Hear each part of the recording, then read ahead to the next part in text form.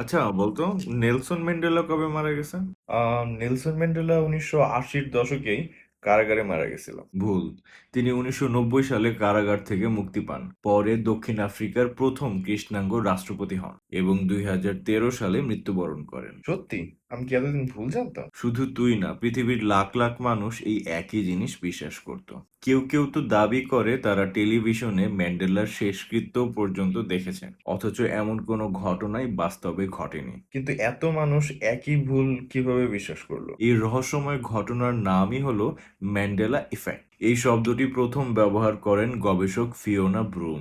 2009 সালে তিনি এক সম্মেলনে গিয়ে লক্ষ্য করেন অসংখ্য মানুষ এই একই ভুল স্মৃতি আত্মবিশ্বাসের সঙ্গে মনে রেখেছে। তখনই তিনি এই ঘটনাটির নাম দেন ম্যান্ডেলা ইফেক্ট। তবে মজার বিষয় হচ্ছে, এটি শুধু নেলসন ম্যান্ডেলার ক্ষেত্রে সীমাবদ্ধ না।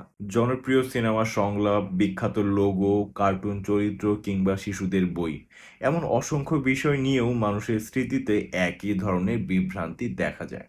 এর কারণ কি? আসলে আমরা প্রায়ই ভাবি যে আমাদের স্মৃতি একটি ভিডিও ক্যামেরার মতো, একবার যা দেখেছে সেটাই হুবহু সংরক্ষণ করে রাখে। কিন্তু নিউরোসায়েন্স বলছে বিষয়টি সম্পূর্ণ উল্টো। প্রতিবার আমরা যখন কোনো স্মৃতি মনে করার চেষ্টা করি, আমাদের মস্তিষ্ক আবার সেই স্মৃতিটিকে নতুন করে তৈরি করার চেষ্টা করে। অর্থাৎ স্মৃতি কোনো স্থির ফাইল নয়, এটি প্রতিবারই পুনর্গঠিত হয়। এই পুনর্গঠনের সময় আমাদের মস্তিষ্ক বিভিন্ন উৎস থেকে তথ্য সংগ্রহ করে, যেমন নিজের অভিজ্ঞতা, শোনা কথা, সংবাদ, সিনেমা, সামাজিক যোগাযোগ মাধ্যম অথবা অন্যের কোনো ভুল স্মৃতিও।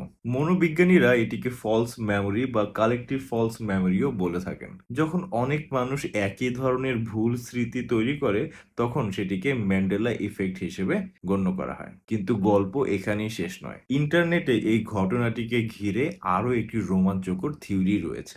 অনেকের দাবি এটা শুধু স্মৃতির ভুল নয়, তারা বিশ্বাস করেন আমরা কোনো এক সময় প্যারালাল ইউনিভার্স বা সমান্তরাল মহাবিশ্বের এক টাইমলাইন থেকে আরেক টাইমলাইনে চলে এসেছি। তাই আগের টাইমলাইনের কিছু কিছু স্মৃতি এখনো আমাদের মাথায় রয়ে গেছে, কিন্তু বর্তমান বাস্তবতার সঙ্গে তার মিলছে না। শুনতে সিনেমার গল্পের মতন মনে হলেও এই দাবির পক্ষে এখন পর্যন্ত কোনো নির্ভরযোগ্য বৈজ্ঞানিক প্রমাণ পাওয়া যায়নি। তবে একটি প্রশ্ন আমাকে খুব ভাবাচ্ছে, যদি লাখ লাখ মানুষ একই ভুল স্মৃতি মনে রাখতে পারে, তাহলে তোর বা আমার যে স্মৃতিগুলোকে আমরা শতভাগ সত্যি বলে বিশ্বাস করি, সেগুলো সবই কি সত্যি?